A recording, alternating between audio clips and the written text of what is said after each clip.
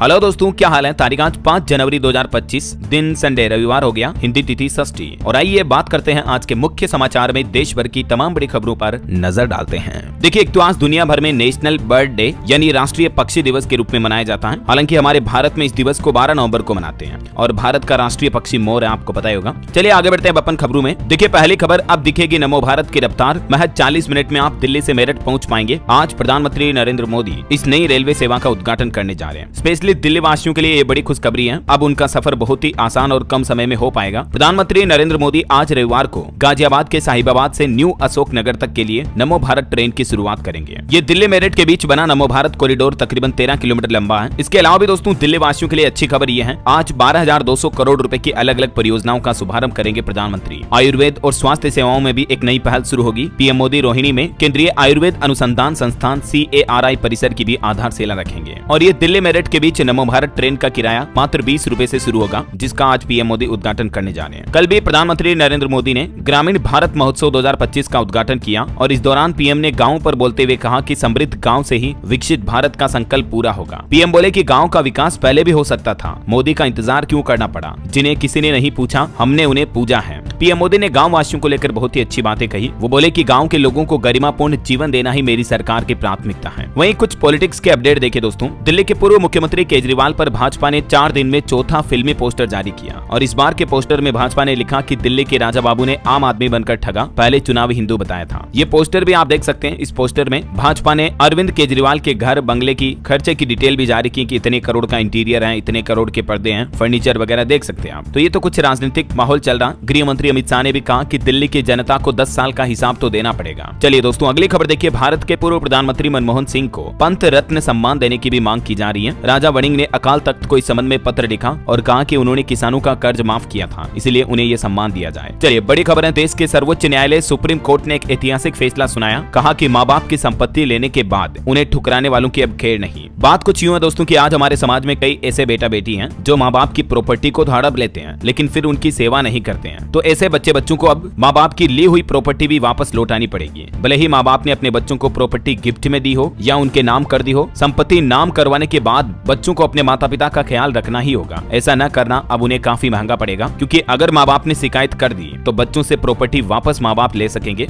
ये एक ऐसे मामले की सुनवाई करते हुए सुप्रीम कोर्ट ने बड़ा फैसला सुनाया, जो कि आजकल के बेटा बेटी, आजकल की जो जनरेशन है, अक्सर माता पिता को परेशान करते हैं, उनकी सेवा नहीं करते हैं। तो देश भर में सर्वोच्च न्यायालय का यह नया आदेश जारी हुआ। चलिए अगली खबर देखिए। भारतीय अंतरिक्ष एजेंसी इसरो ने एक और बड़ा कमाल कर दिखाया है। अंतरिक्ष में अंकुरित किए लोबिया के बीज, जल्द ही इन बीजों से पत्ते भी बाहर निकल जाएंगे। इसरो ने ये तस्वीर भी जारी की, आप देख सकते हैं। 4 दिन पहले इन बीजों को अंतरिक्ष में भेजा था और ये अंकुरित भी हो चुके हैं। जो अभी हाल ही में इसरो ने स्पेडेक्स मिशन लॉन्च किया था ना, उसके साथ ये बीज भेजे थे। और एक बड़ी दुख भरी खबर देखिए दोस्तों। जम्मू कश्मीर में सेना का ट्रक खाई में गिर गया। इसमें 4 जवानों की जान चली गई, 2 गंभीर रूप से घायल भी हो गए। 10 दिन पहले भी ऐसा ही एक हादसा हुआ था, उसमें भी 5 जवानों की जान गई थी। ईश्वर इनकी आत्मा को शांति दे। वहीं दिल्ली विधानसभा चुनाव पर भी खबर आ रही कि केजरीवाल के खिलाफ प्रवेश वर्मा लड़ेंगे चुनाव और दिल्ली की सीएम आतिशी के खिलाफ बिदुड़ी को मैदान में उतारा गया है। बीजेपी ने अपनी पहली चुनावी लिस्ट में टोटल 29 नाम जारी किए। आम आदमी पार्टी और कांग्रेस से आए 7 नेताओं को भी टिकट दिया। वहीं बिहार की राजनीति से भी खबर देखिए आप। नीतीश ने लालू यादव का ऑफर ठुकराया और कहा कि हम 2 बार गलती से इधर उधर चले गए थे, अब हम एनडीए के साथ ही रहेंगे। वहीं खबर है दोस्तों, महाराष्ट्र में बागेश्वर धाम के पंडित धीरेन्द्र कृष्ण शास्त्री के कार्यक्रम में भगदड़ से मच गई। कई महिलाओं की हालत भी बिगड़ी। हालांकि गनीमत रही कि किसी को गंभीर चोट नहीं आई। महाराष्ट्र के भिवंडी में बागेश्वर धाम के महाराज धीरेन्द्र कृष्ण शास्त्री की सभा के दौरान अचानक से ये माहौल बिगड़ गया। बाबा जी जब भभूति देने लगे भक्तों को प्रसाद के रूप में, तब अचानक ये भगदड़ मची। वहीं खबर है बॉलीवुड एक्टर संजय दत्त ने भी बागेश्वर धाम के पंडित धीरेन्द्र शास्त्री का अपने घर पर स्वागत किया। उन्होंने उन्हें अपना भाई भी बताया, अपने घर पर बुलाया। ये तस्वीरें आप देख सकते हैं। चलिए खबर है देश के रक्षा मंत्री राजनाथ सिंह की तरफ से आज 5 जनवरी को राजस्थान अजमेर की दरगाह में चादर पेश की जाएगी। और बीते दिन भी अजमेर दरगाह में केंद्रीय मंत्री ने पीएम मोदी के नाम की भी चादर चढ़ाई और मंदिर के दावे पर भी बोले कि हम किसी को जवाब देने के लिए ये नहीं कर रहे हैं। प्रधानमंत्री नरेंद्र मोदी की ओर से भेजी गई चादर ख्वाजा मोइनुद्दीन चिश्ती की दरगाह पर चढ़ाई गई। चलिए अगली खबर देखिए दोस्तों। एक श्रद्धांजलि। भारत को परमाणु शक्ति बनाने वाले वैज्ञानिक राजगोपाल चिदम्बरम जी का निधन हो चुका है। ये भारत के महान साइंटिस्ट में से एक रहे हैं। 1998 में जो राजस्थान के पोखरण में परमाणु टेस्ट अरेस्ट हुआ था उसको इन्होंने ही लीड किया। इन्हें पद्मश्री और पद्म विभूषण से भी सम्मानित किया जा चुका है। 12 नवंबर 1936 में इनका जन्म हुआ। इनके निधन पर प्रधानमंत्री नरेंद्र मोदी ने भी शोक व्यक्त किया। ईश्वर इनकी आत्मा को शांति दे। चलिए अगली खबर आ रही दोस्तों, मल्टीपल पर्सनल लोन लेना अब बड़ा मुश्किल होगा।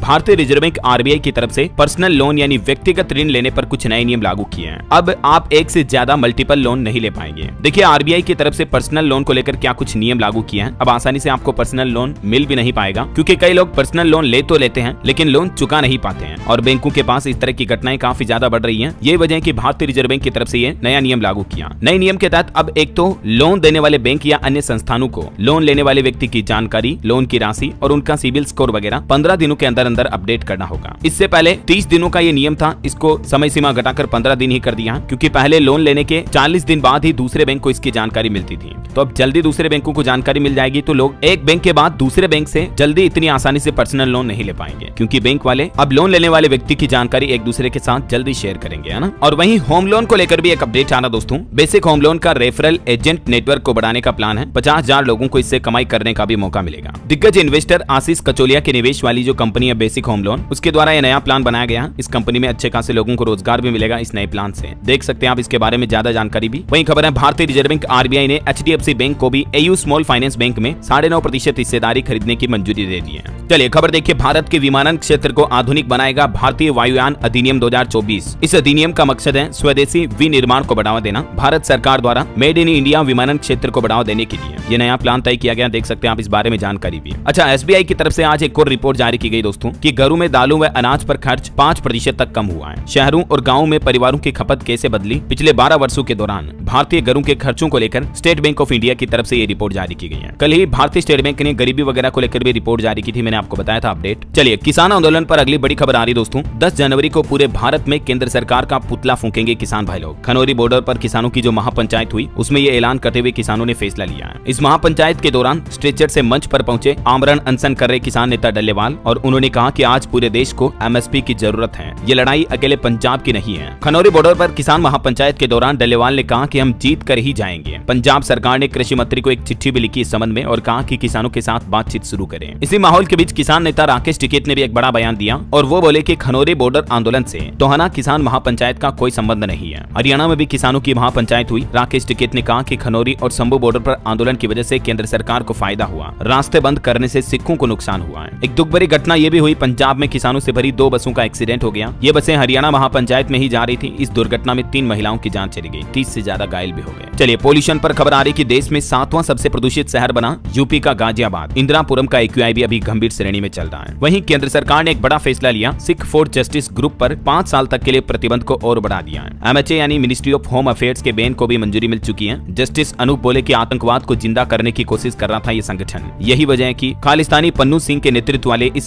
संगठन को सिख फॉर जस्टिस एसएफजे पर केंद्र सरकार द्वारा प्रतिबंध बढ़ा दिया गया। ये एसएफजे क्या है, इसकी स्थापना 2007 में अमेरिका में हुई थी। देख सकते हैं आप इस बारे में जानकारी भी। और वहीं दोस्तों छत्तीसगढ़ में एक पत्रकार के हत्याकांड मामले पर खबर आ रही। इस मामले में 3 लोगों को अरेस्ट कर लिया गया। सड़क घोटाला सामने लाए थे पत्रकारिता के जरिए, इसी वजह से आरोपियों ने गला घोटा और इनकी जान ले ली। ये छत्तीसगढ़ के बीजापुर में जो पत्रकार मुकेश चंद्रकार की जान ली गई, उस मामले पर कुछ नए खुलासे सामने आए हैं। और खबर है दोस्तों तमिलनाडु में जल्लीकट्टू पर्व की शुरुआत हुई। इस बार 600 से ज्यादा बैल इसमें शामिल हुए। बैलों पर काबू पाने के लिए 350 प्रतिभागी भी उतरे हैं। ये एक तरह का गेम होता है, आपने सोशल मीडिया पर रील्स वगैरह में देखा भी होगा। बैलों को कंट्रोल करते हैं इस खेल में लोग बाग। जल्लीकट्टू खेल का इतिहास करीब 2500 साल पुराना है। तमिलनाडु में पोंगल त्योहार के तीसरे दिन बैलों की पूजा के बाद इसका आयोजन होता है ना। चलिए सुप्रीम कोर्ट का एक और फैसला। अदालत ने कहा कि वाहनों पर रंगीन स्टिकर के आदेश को एनसीआर से बाहर लागू करने पर भी विचार करेंगे। वाहनों के प्रदूषण को नियंत्रित करने के लिए जो रंगीन स्टिकरों का इस्तेमाल करना जरूरी है अभी एनसीआर इलाकों में, तो सुप्रीम कोर्ट का प्लान है कि एनसीआर से बाहर दूसरे राज्यों में भी जल्द ही ये नियम लागू किया जाएगा, है ना। वहीं देखिए बड़ी खबर, भारतीय सेना में बड़ा बदलाव किया गया। अब योग्यता के आधार पर होगा अधिकारियों का प्रमोशन। इंडियन आर्मी में बड़े पदों पर अधिकारियों के प्रमोशन अब मूल्यांकन के आधार पर होंगे। इसके लिए अब वरिष्ठता को आधार नहीं माना जाएगा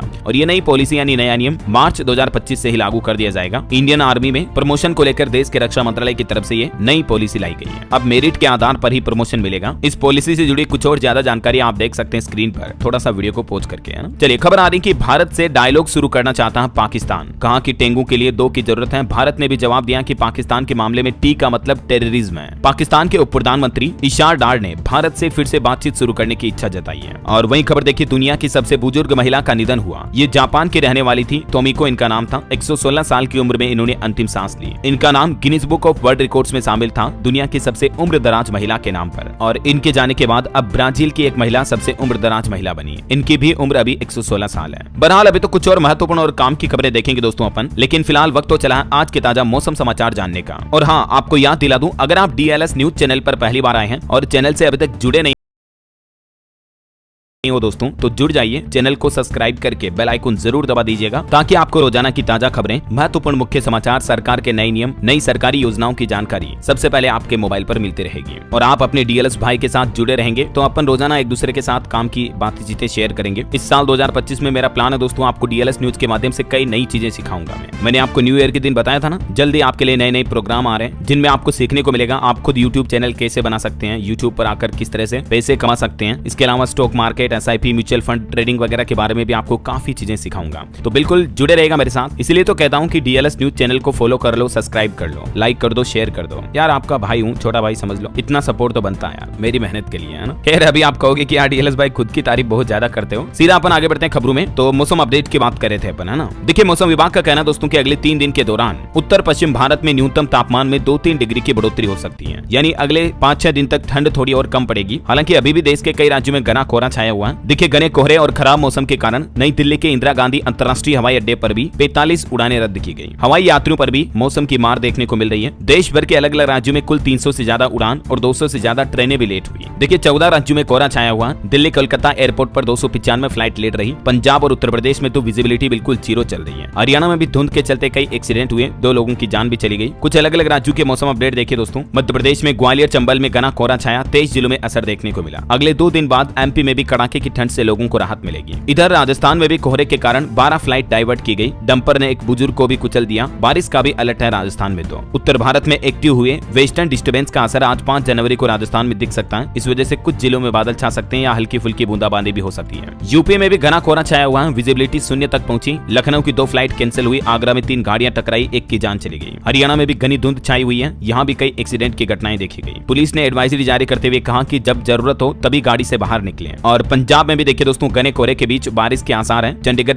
अमृतसर में विजिबिलिटी 0 हुई। 2 अंतर्राष्ट्रीय उड़ानें डाइवर्ट की गई। जालंधर में ठंड की वजह से एक व्यक्ति की जान भी चली गई। हिमाचल प्रदेश के भी 7 जिलों में बर्फबारी का अलर्ट है। पश्चिमी विक्षोभ एक्टिव होगा। आज हिमाचल में बारिश की भी संभावना है। बिहार के भी 12 जिलों में कोल्ड वेव का अलर्ट। राजधानी पटना समेत कई शहरों में कोहरा छाया। और भी स्काईमेट वेदर की रिपोर्ट के मुताबिक अगले 24 घंटों के दौरान मौसम की संभावित गतिविधियां क्या रह सकती हैं, जिनकी ज्यादा जानकारी देख सकते हैं आप स्क्रीन पर। चलिए मौसम के बाद सराफा बाजार पर नजर डालें दोस्तों। तो इस सप्ताह सोना चांदी के दाम में तेजी रही। गोल्ड कुल मिलाकर 1000 रुपए से भी ज्यादा महंगा हुआ। अभी सोने का भाव 77,504 रुपए प्रति 10 ग्राम चल रहा है। जबकि चांदी में भी महंगाई के बाद अभी चांदी का रेट 88,121 रुपए प्रति किलो पहुंच चुका है। गोल्ड ने बीते 1 साल में 21% तक का रिटर्न दिया। बीते 1 सप्ताह में ही चांदी 290 रुपए महंगी हुई, सोना 1068 रुपए महंगा हुआ। ओके, और चलिए सराफा बाजार के बाद दोस्तों मार्केट अपडेट्स भी देख लेते हैं। देखिए खबर है Kotak Mahindra bank, AU small finance bank और कैपिटल स्मॉल बैंक में निवेश करेगा HDFC। क्योंकि जो मैंने आपको खबर बताई थी ना, RBI ने 9.5% हिस्सेदारी खरीदने को मंजूरी दी है। तो ये अधिग्रहण 6 जनवरी 2026 से पहले जरूरी पूरा करना होगा। और वहीं स्पोर्ट्स इंडस्ट्री से जुड़ी खबर देखिए आप। क्रिकेटर युजवेंद्र चहल और धनश्री वर्मा के तलाक की खबरें भी चल रही है मीडिया में, क्योंकि दोनों ने इंस्टाग्राम पर एक दूसरे को अनफॉलो कर दिया, अपने फोटोज वगैरह भी डिलीट कर दिए। तो ये वजह की इस तरह की फुसफुसाहट चल रही है। और वैसे रोहित शर्मा भी बोले कि मैं 2 बच्चों का पिता हूं, जानता हूं क्या करना है। रिटायरमेंट नहीं लिया, खुद ड्रॉप हुआ, टीम के भले के लिए ऐसा किया। भारत और ऑस्ट्रेलिया के बीच जो सिडनी में मैच हो रहा है, 5वें टेस्ट मैच में रोहित शर्मा नहीं खेल रहे हैं। तो इस बीच कई सवाल उठने लगे, तो उन्होंने जवाब देते हुए ये बात कही है। वैसे अभी जो सिडनी टेस्ट मैच चल रहा है उसमें भारत 145 रन से आगे है। ऋषभ पंत ने 184 के स्ट्राइक रेट से 50 बनाई। जडेजा सुंदर नाबाद रहे। दूसरी पारी में स्कोर 141/6 रहा। चलिए दोस्तों खेल समाचार के बाद अब अपन आगे बढ़ते हैं खबरों में। देखिए EPFO सदस्यों के लिए एक और अपडेट आ रहा कि जून 2025 तक नया सॉफ्टवेयर बनकर तैयार हो जाएगा। ATM कार्ड भी जारी होंगे। फिर EPFO के जो सब्सक्राइबर्स हैं, मेंबर्स हैं, जिनका PF खाता है,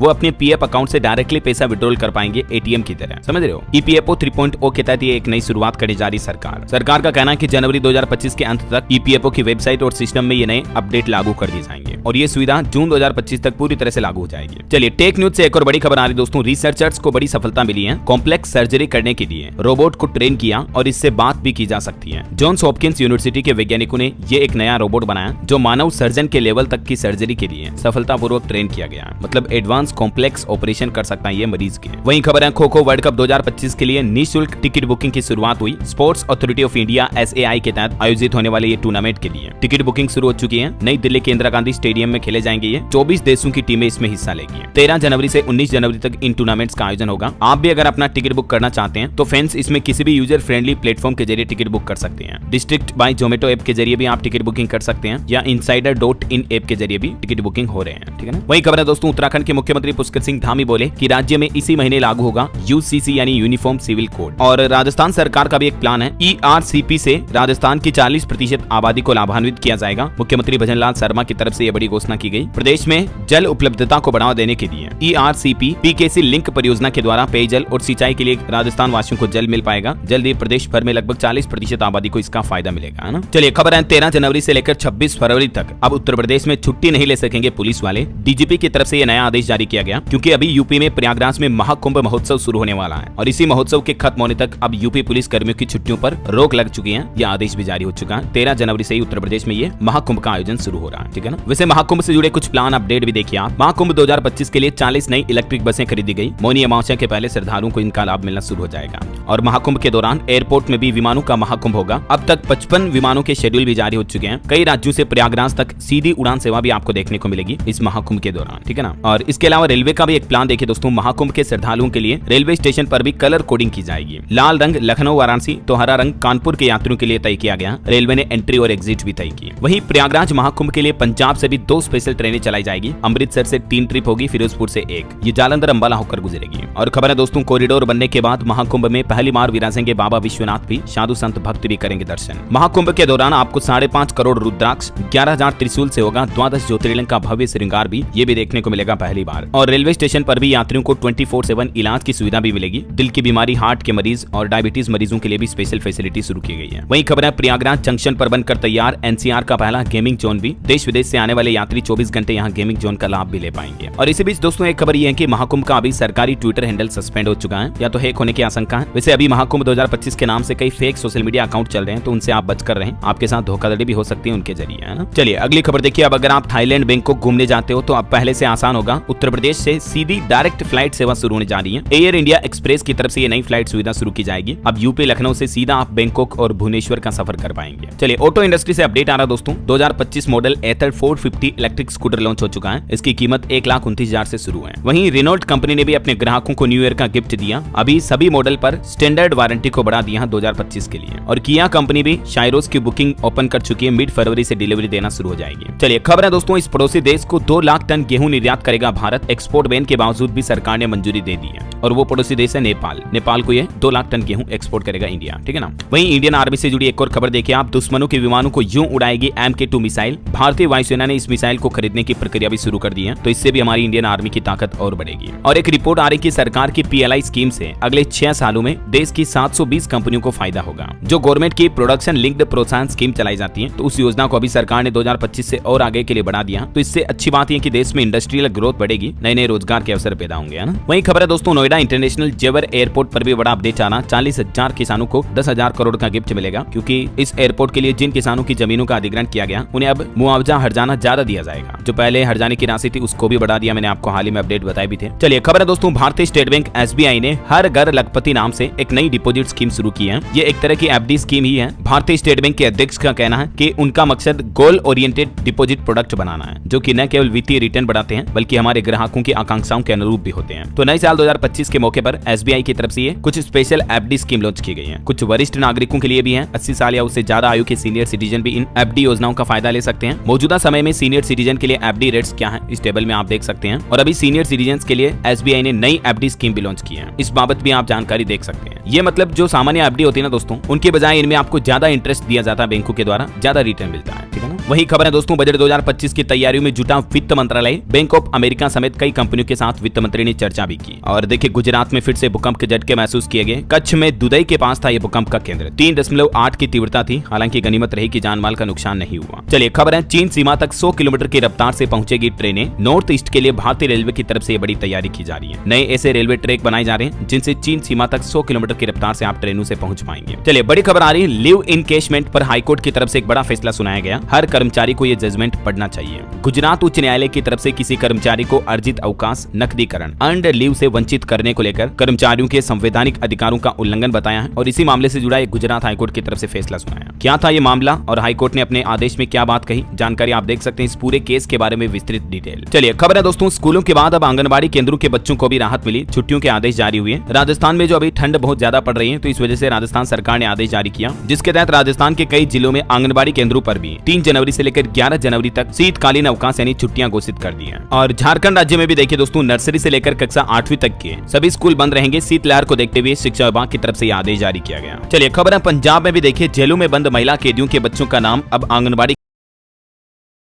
केंद्रों में दर्ज करवाया जाएगा। डॉक्टर बलजीत कौर की तरफ से ये ऐलान किया गया। वहीं खबर देखिए कि जब मुस्लिमों के लिए वक्फ बोर्ड हो सकता है तो हिंदुओं के लिए सनातन बोर्ड क्यों नहीं हो सकता। बंगलुरु में कथावाचक देवकीनंद ठाकुर साहब ने वक्फ बोर्ड संशोधन बिल को लेकर चल रही बयानबाजी के बीच ये बातें कही। और खबर है दोस्तों, टाटा ट्रस्ट के चेयरमैन नोएल टाटा महाराष्ट्र के मुख्यमंत्री देवेंद्र फडणवीस से मिले, राज्य के विकास को लेकर चर्चा हुई। और खबर देखिए, घने कोहरे की चादर में देश की इंडिगो एयरलाइंस कंपनी की तरफ से एडवाइजरी जारी की गई। कहा कि खराब दृश्यता और धुंध के चलते उड़ानें प्रभावित हो सकती है, तो आजकल के दिनों में जो लोग हवाई सफर करते हैं वो अपने टूर को एक दिन पहले 2 दिन पहले ही एडजस्ट कर ले तो बेहतर होगा। चलिए खबर आ रही एआई यानी आर्टिफिशियल इंटेलिजेंस को लेकर कि चैट जीपीटी 4 जैसे एआई टूल मरीजों से बातचीत करने में तो फेल हुए। हालांकि मेडिकल टेस्ट के सवालों के इन्होंने सही जवाब दिए हैं, लेकिन पेशेंट के साथ बातचीत करने में इनको ज्यादा असरदार नहीं देखा गया। हाल ही में वैज्ञानिकों की तरफ से ये रिसर्च की गई, उसके नतीजे आप देख सकते हैं। अच्छा, वैज्ञानिकों की एक और नई पहल देखिए, अब दहाड़ से पहचाने जाएंगे तेंदुए और इस तकनीक के जरिए तेंदुओं के संरक्षण में मदद मिलेगी और तेंदुओं की आबादी का पता लगाना भी आसान होगा। शोधकर्ता अब तेंदुओं की आवाज के साउंड वेव्स के जरिए तेंदुओं की पहचान करेंगे, है ना। चलिए अगली एक रिपोर्ट सामने आ रही है, एनसीसी में बालिका कैडेटों की संख्या में 40% तक की बढ़ोतरी हुई है। अब सरकार और विस्तार के लिए भी नई योजनाएं बना रही है। वहीं खबर है रेलवे का अपडेट देखिए, कोहरे के कारण राजधानी और तेजस समेत 54 ट्रेनें घंटों से भी ज्यादा लेट रही। ट्रेनों के आगमन और प्रस्थान में भी बड़े बदलाव देखे गए। खबर है 18वें प्रवासी भारतीय दिवस सम्मेलन का आयोजन 8 से 10 जनवरी तक उड़ीसा के भुवनेश्वर में किया जाएगा। और वहीं खबर है दृष्टिबाधित विद्यार्थियों को लगभग 600 लैपटॉप और टेबलेट का वितरण किया गया। दिल्ली विश्वविद्यालय डीयू के उत्तरी परिसर में प्रथम समर्पण समारोह का आयोजन हुआ और इसी मौके पर केंद्रीय शिक्षा मंत्री धर्मेंद्र सिंह की तरफ से ये वितरण किए गए लैपटॉप, टेबलेट वगैरह ना। और वहीं देखिए, केंद्रीय सूचना एवं प्रसारण मंत्री अश्विनी वैष्णव ने भी आजकल बोर्ड एग्जाम के समय के दौरान देश के बच्चों स्टूडेंट्स को आग्रह करते हुए कहा कि वे परीक्षाओं को बोझ लेने की बजाय उनके लिए जुनून पैदा करें। और केंद्रीय गृह मंत्री अमित शाह ने भी नई दिल्ली में नवनिर्मित सुषमा भवन में कामकाजी महिलाओं के लिए एक छात्रावास का उद्घाटन भी किया। दिल्ली वासियों के लिए एक खुशखबरी देखिए, मुख्यमंत्री आतिशी दिल्ली वासियों को मेट्रो की एक और सौगात देने जा रही है। रीठाला कुंडली कॉरिडोर का शिलान्यास करेगी जल्दी। इस नई रूट पर भी दिल्ली वासियों को मेट्रो की सुविधा मिलेगी, है ना। वहीं दिल्ली में विधानसभा चुनाव से पहले सरकार के कुछ और बड़े ऐलान देखिए। उन्होंने कहा कि माफ होंगे पानी के गलत बिल। चुनाव से पहले केजरीवाल सरकार ने एक और बड़ी गारंटी दी है। केजरीवाल बोले कि पानी के जितने भी गलत बिल हैं उन्हें माफ किया जाएगा। डिटेल चुनाव के बाद बताएंगे। बीजेपी कांग्रेस एक साथ चुनाव लड़ रही दिल्ली में, उन्हें गठबंधन का ऐलान करना चाहिए। ये बातें कही केजरीवाल ने। और उत्तराखंड में भी निकाय चुनाव को लेकर एक नया आदेश जारी हुआ। 23 रुपए से महंगी टोपी नहीं पहना पाएंगे प्रत्याशी। 10 रुपए की चाय और समोसे पर अधिकतम 12 रुपए खर्च कर पाएंगे। वहीं खबर देखिए, पंजाब में सांसद अमृतपाल ने अपनी नई पार्टी लॉन्च की। शिरोमणि अकाली दल आनंदपुर साहिब इस पार्टी का नाम होगा। 14 तारीख को माघी मेले में औपचारिक घोषणा होगी। बिहार राज्य के लिए अच्छी खबर आ रही है। इस मामले में बिहार पूरे देश में नंबर 1 बन चुका है। नीतीश सरकार की शानदार उपलब्धि देखने को मिली और वो उपलब्धि हुई है दोस्तों टीकाकरण के मामले में। देश में अव्वल स्थान पर पहुंच चुका बिहार। सभी अलग अलग तरह की बीमारियों के टीका लगाने के मामले में बिहार की नीतीश सरकार ने ये शानदार उपलब्धि हासिल की है। एक और अच्छी खबर है, बिहार के किसी भी कोने से अब मात्र 3 घंटे में आप पटना पहुंच पाएंगे। इन हाई स्पीड कॉरिडोर और एक्सप्रेसवे का निर्माण करवाया जाएगा। जी हाँ दोस्तों, अगले 2 सालों के दौरान बिहार की राजधानी पटना को राज्य के अलग अलग जिलों के एक्सप्रेसवे से लिंक कर दिया जाएगा। ये बिहार सरकार का प्लान है। और बिहार पुलिस को लेकर भी एक नया आदेश जारी हुआ। सभी पुलिस अफसरों को 15 फरवरी तक करना होगा ये काम, नहीं तो अगले महीने वेतन पर भी रोक लग जाएगी। दरअसल दोस्तों, बिहार सरकार ने भी आदेश जारी किया जिसके तहत 15 फरवरी तक सभी पुलिस अधिकारियों को अपनी चल अचल संपत्ति का ब्यौरा सरकार को सौंपना होगा। ये नया आदेश जारी किया है। गृह विभाग ने इस संबंध में निर्देश भी जारी कर दिए हैं। अगर कोई पुलिस कर्मचारी अधिकारी ऐसा नहीं करता है तो फिर फरवरी महीने के वेतन की निकासी नहीं होगी। चलिए अगली खबर देखिए दोस्तों, उत्तर प्रदेश के युवाओं के लिए बड़ी अच्छी खुशखबरी है। बिना ब्याज के लोन देगी प्रदेश सरकार। युवाओं के लिए एक नई योजना लॉन्च करेंगे यूपी दिवस के मौके पर। योगी आदित्यनाथ सरकार द्वारा प्रदेश के युवाओं को यह बड़ा तोहफा दिया जाएगा। इस योजना का नाम है दोस्तों मुख्यमंत्री युवा उद्यमी विकास अभियान और इस योजना के तहत हर साल 1 लाख युवाओं को रोजगार दिया जाएगा। पहले चरण में 25,000 लाभार्थियों को लोन उपलब्ध करवाया जाएगा और ये लोन बिना किसी गारंटी के मिलेगा। 21 से 40 साल तक के युवा इस ऑनलाइन पोर्टल के माध्यम से msme.up.gov.in के जरिए अप्लाई कर सकते हैं, ठीक है ना। चलिए अगला अपडेट है दोस्तों,